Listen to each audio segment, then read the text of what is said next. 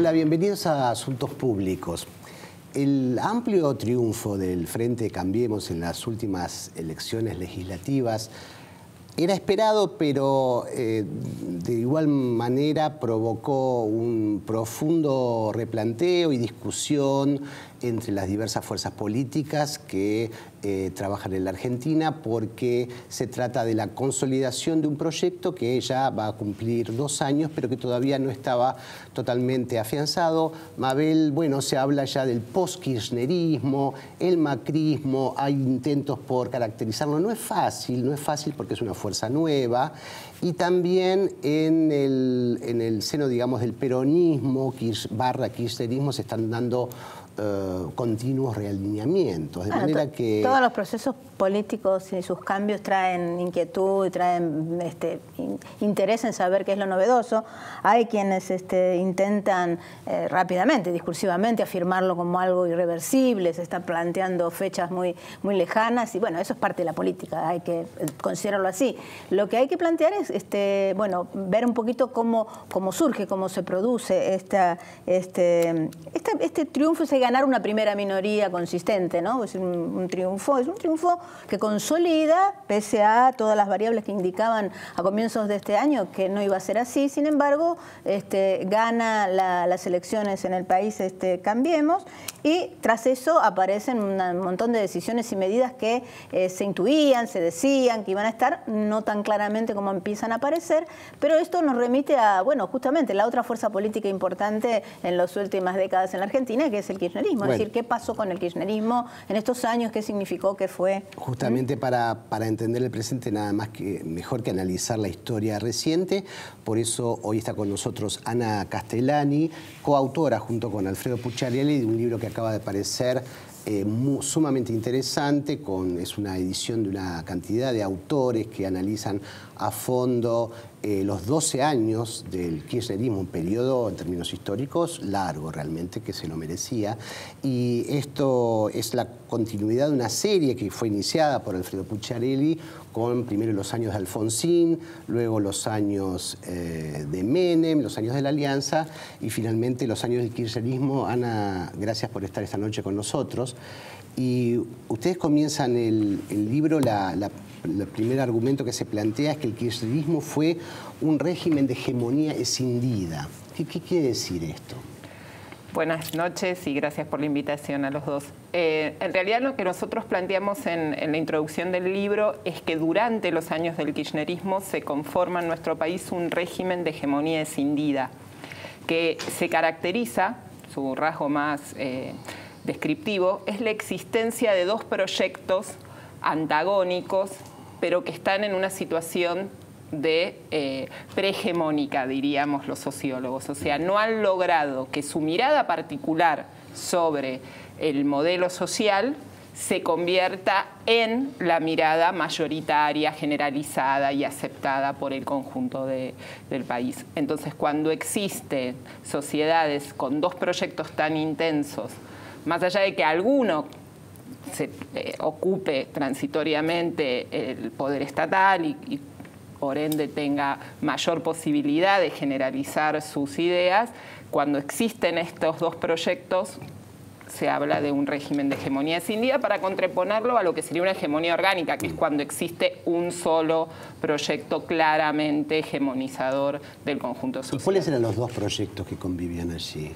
Uno era el proyecto que claramente uno podría caracterizar como nacional, popular, industrialista, más anclado a la tradicional mirada de los modelos desarrollistas industrialistas o populistas, como se los quiera caracterizar, que estaba expresado en el kirchnerismo, que tenía obviamente la ocupación del Estado durante 12 años y la legitimidad del voto popular, pero que evidentemente no lograba convencer de ese proyecto a la gran mayoría de la sociedad.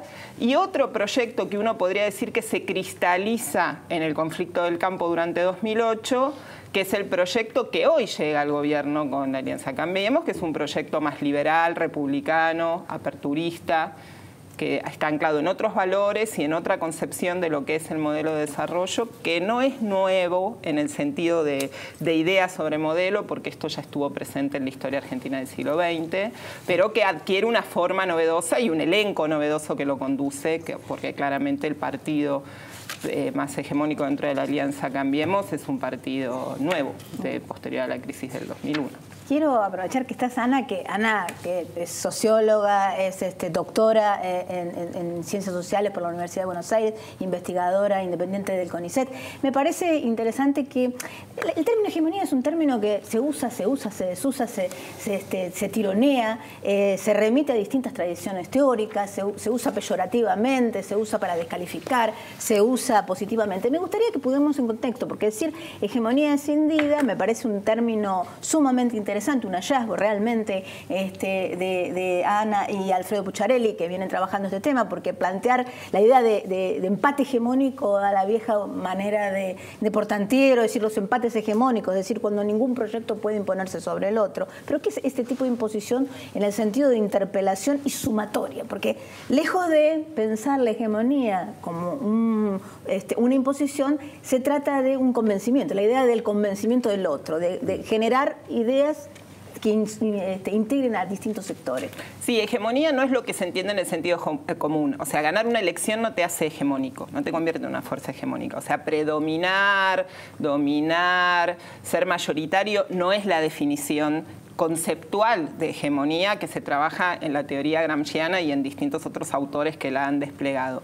La idea es de hegemonía, de modelo hegemónico en Gramsci, cuando se logra que efectivamente una fuerza social agrupada, un conjunto de fuerzas sociales constituidas en un bloque histórico, así lo llamaba Gramsci, logra que su mirada particular, su proyecto particular de sociedad, porque como toda parte tiene un proyecto que representa una parcialidad, su relato, su idea, su cambio idea, cultural, su ideología, ahora, claro, su ¿sí? ideología. Bueno, logre conducir moral, intelectual y culturalmente al conjunto social. Obviamente siempre van a existir otras fuerzas con otros proyectos alternativos o con miradas distintas. Nunca hay una hegemonía absoluta. Lo máximo que planteó Gramsci es la idea de una hegemonía orgánica cuando es muy mayoritario y ese bloque logra efectivamente consolidarse en el poder durante un tiempo prolongado. Entonces, ¿eso ocurrió alguna vez en la historia política reciente?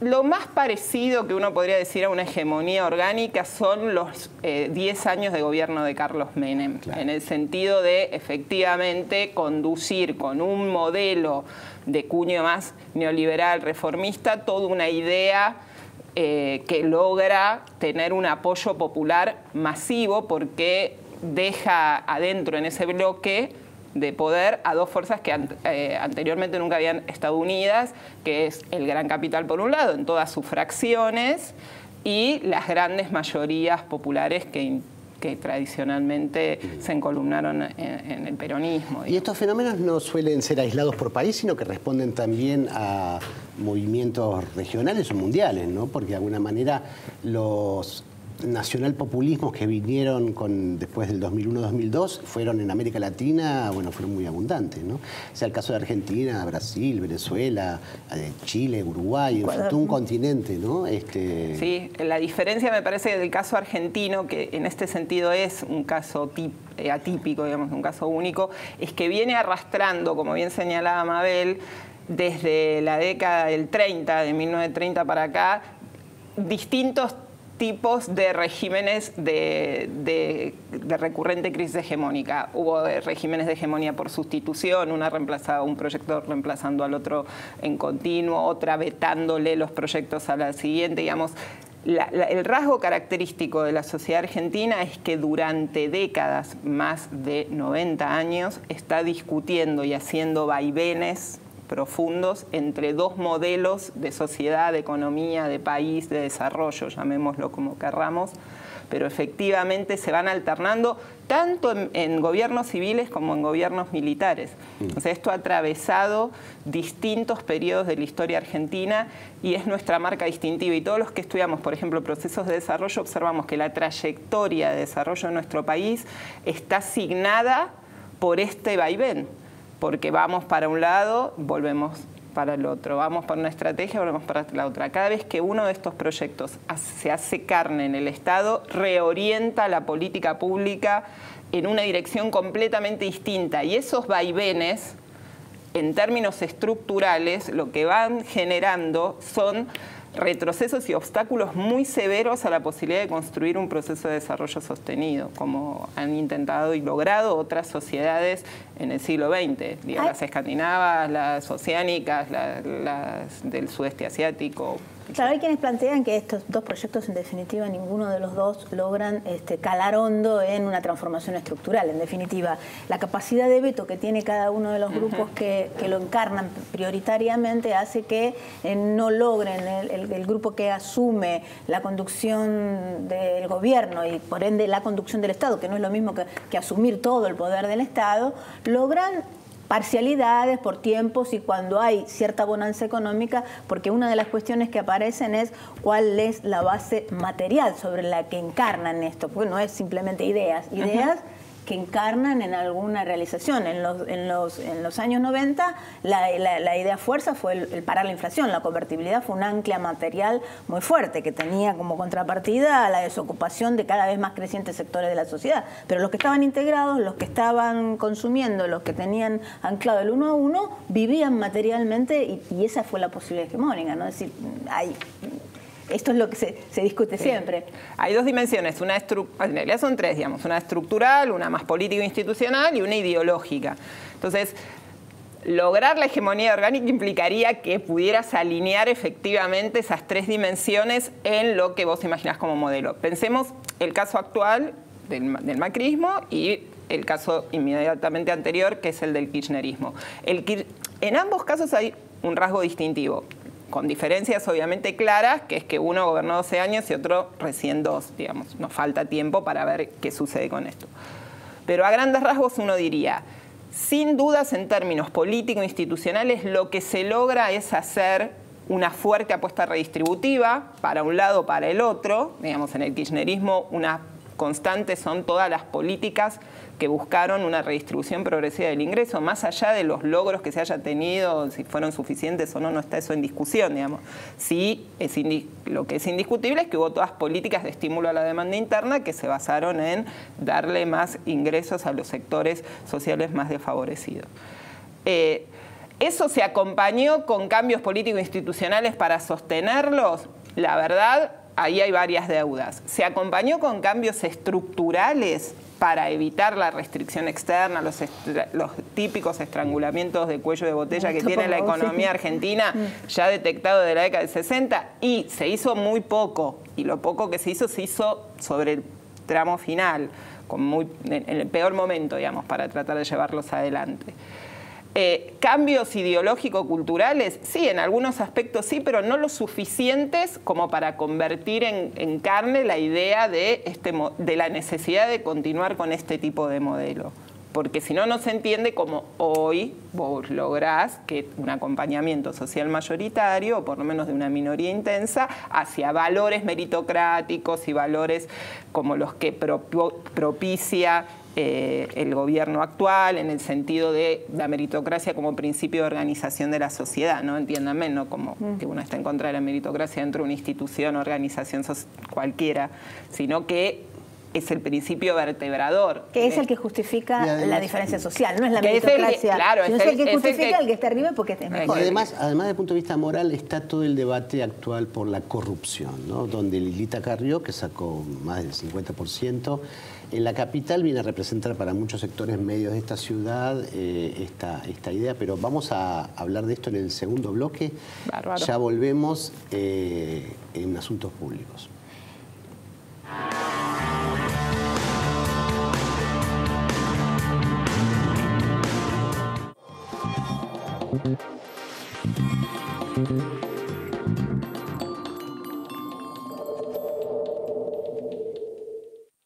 Hace 65 años que nuestra historia se alimenta de otras historias que nos ayudaron a crecer. Arcor, alimentando momentos mágicos. Osdeneo 1825.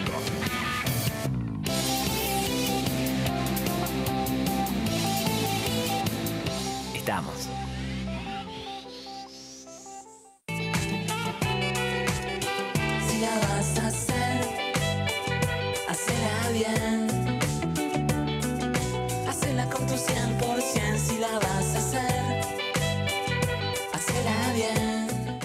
presentamos los nuevos antitranspirantes comprimidos, que duran lo mismo que los grandes. La nueva tecnología comprimida de Rexona y DAB reduce el tamaño del envase ofreciendo la misma protección que los grandes. Úsalo como siempre y te aseguramos la misma cantidad de aplicaciones en un envase más chico. Nuevos antitranspirantes comprimidos. Lo mismo para vos, mejor para el planeta.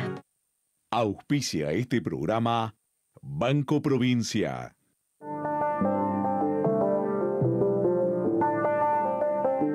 El fruto de nuestro trabajo es parte de tu mesa. Por eso, queremos que nos conozcas. En Monsanto ayudamos al campo a producir más alimentos cuidando los recursos naturales. Entrá a Descubrir Monsanto y sé parte de la conversación. Un banco presente junto a todos los argentinos. Banco Nación.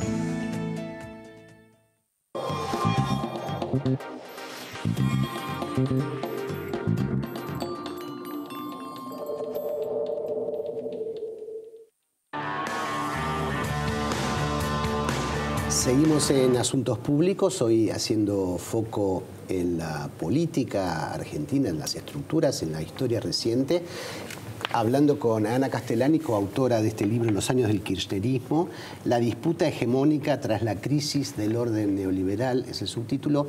Y la pregunta que había quedado pendiente del bloque anterior, Ana, es la cuestión de la corrupción y este debate ético y moral que se ha planteado. Parece haber sido más importante para muchos votantes que las cuestiones económicas, estrictamente, ¿no? ¿Esto cómo se entiende? ¿Es nuevo? Además, es un fenómeno que también, bueno, viene de Brasil, donde hay una crisis política con el lavallato y la transparencia. Todas estas cuestiones son nuevas, son repeticiones de otras historias. ¿De qué se trata esto? Yo creo que la cuestión ahí pasa porque el eje ético-moral de la mirada política, que es lo que proponen todos aquellos que resaltan como cuestión primordial la corrupción, tiene una doble cara. Por un lado, es cierto que se le enrostra como el punto débil de los proyectos nacionales y populares o populistas, como se los quiera llamar, porque efectivamente se han producido en todas las experiencias latinoamericanas de esa índole ese tipo de problemas graves de la corrupción en la articulación público-privada, pero que no son privativos de los modelos populistas, porque también se desarrollan con modelos no populistas o modelos neoliberales. Lo que pasa que son utilizados más o menos conscientemente por aquellos que critican al populismo por corrupción. Y por otro lado, tiene que ver con el hecho de que los propios partidarios de los regímenes nacionales y populares minimizan las cuestiones del impacto que generan en el conjunto social los problemas de corrupción pública. Los problemas de corrupción pública son estructurales, claro, en el Estado, no solamente en el Estado argentino, en todos los estados capitalistas, y siempre involucran dos actores, un actor público y un actor privado, y ahí hay más que una corrupción, te diría una colusión, o sea, acuerdos que se van estandarizando, estructurando y modificando a lo largo de las décadas, que van por la apropiación de los recursos públicos. Ahora, en cómo se le presentan al conjunto social, se le presentan como un problema de funcionarios que no cumplen con su deber y como que son los principales responsables o únicos responsables de que se genere la miseria.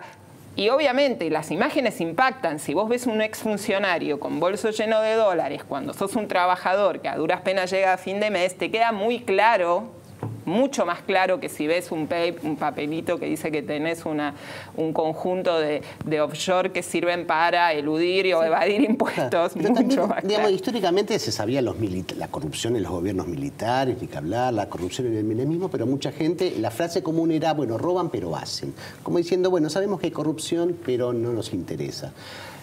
Ahora eso parece haber cambiado, no sé si... Yo creo que eso ya no hay más lugar para seguir sosteniendo, y eso cualquier fuerza popular tiene que tenerlo presente, que no nos importan las dimensiones institucionales, de calidad institucional de la acción pública. O sea, si un proyecto nacional y popular vuelve a llegar al gobierno en un futuro, tiene que tener, además de todos los grandes desafíos que se le presentan por delante, presente esta cuestión de mejorar la calidad de las instituciones públicas y evitar la captura de la decisión estatal, evitar los procesos de corrupción estructural, castigarlos y repudiarlos, y no construir ahí alguna idea de es la forma del financiamiento necesario que tenemos para la actividad política. Además, porque en la corrupción tiene que ver con, si cuando se hace mucho foco en la corrupción, en definitiva lo que sucede es que se diga que el sistema funciona, solo no funciona porque hay varios funcionarios que se roban. Eso es como ridículo, si todo hubiera sido mejor si no hubiera habido robo, y no se plantean y no se miran las causas estructurales que están determinando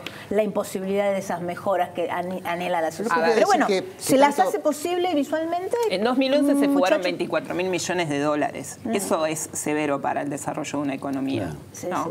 Entonces, lo que pasa es que vos tenés un discurso muy efectivo que te instala una mentira como que se robaron un PBI, cosa que es absolutamente imposible, no la puede creer nadie, no tiene idea, no tiene ningún asidero, en un país en donde hay casi un PBI fugado. ¿Sí? O sea, casi 400.000 millones de dólares son los que se calculan que son las tenencias de ahorro interno en el exterior en distintas inversiones financieras, inmobiliarias. Entonces, eso es una restricción para el desarrollo en nuestro país. ¿Sí? Eso implica justificar la corrupción de todos aquellos funcionarios que se han apropiado de fondos públicos indebidamente. No, para nada, hay que condenarla severamente, y yo la condeno, pero de ahí a creer que esa fue el leitmotiv de un proyecto político, que esa fue la única razón por la cual hace agua un modelo económico, me parece que es un error grave, y que ha sido minimizado en la discursiva para salir a explicarlo, incluso por las fuerzas del campo popular.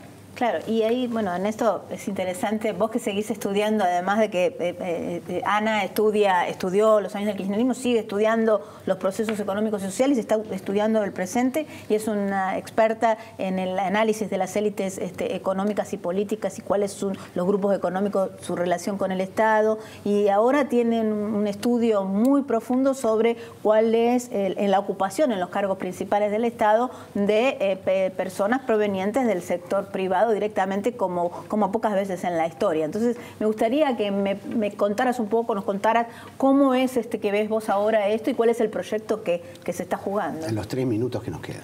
Bueno, muy breve. Sin repetir y sin soplar. Nosotros estamos trabajando un fenómeno que consideramos que se está dando con una magnitud inédita, que es la articulación entre élite políticas y élite económicas. Y para estudiarlo, empíricamente trabajamos con las configuraciones de los perfiles sociológicos de los miembros del gabinete nacional, provincial o de distintos niveles subnacionales. En el caso del gabinete inicial del presidente Macri, nosotros hicimos un estudio empírico que levantaba todos los cargos hasta el nivel de subsecretario, son 364 funcionarios, y entre muchos otros hallazgos que están disponibles y publicados en la red, en la web, es el de que 1/3 de esos funcionarios venían de haber ocupado en algún momento de sus trayectorias laborales altos puestos de gerencia en el sector privado. O sea, eran miembros o habían sido miembros en algún momento de la élite económica. Y encima 1/4 lo estaba haciendo inmediatamente antes de asumir el cargo público. Y eso los alerta sobre un montón de cuestiones. Primero, de cuál es el criterio de reclutamiento que primó en el presidente Macri a la hora de armar su gabinete, porque tiene estos funcionarios distribuidos en todas las carteras ministeriales. No es que se concentran en el área de gestión económica como tradicionalmente ha sucedido en otros momentos. Ahora están en todos lados. De hecho, en el lugar en donde más están es en la jefatura de gabinete de ministros, que es una suerte de gerencia general dentro del gabinete. Después, la otra cuestión es que habla de algo de la alianza social que está primando ahí, porque cuando uno analiza de dónde vienen, de qué sectores de actividad provienen esos funcionarios, básicamente son del mundo de la banca y las finanzas, del mundo agropecuario o agroindustrial y del mundo de los servicios jurídicos y las consultorías para las grandes empresas. O sea que ahí tenemos en servicio, finanzas y agro como una alianza que uno ve plasmada a la hora de analizar las políticas públicas. Y después en el sector energético, donde claramente hablamos del ministerio más capturado, donde hay mayor captura de la decisión pública. O sea, vos tenés hoy en el Ministerio de Energía el lobby energético convertido en política pública, porque su conductor y la mitad de sus asesores, funcionarios, provienen de las grandes empresas hidrocarburíferas. Ahora tenemos un ministro de Agricultura que es el presidente de la sociedad rural. Al presidente de la sociedad rural convertido en la empresa argentina conducida por su dueño. Ya veo el título de tu próximo libro, es fácil deducirlo, Los años del macrismo. Sí, tenemos que esperar que ¿cuántos termine. son? Claro, todavía recién empezaron.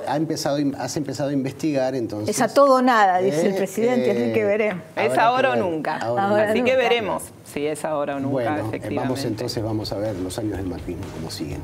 Esto fue Asuntos Públicos. Gracias, Ana, por estar gracias a esta ustedes. noche. A ustedes hasta el jueves que viene.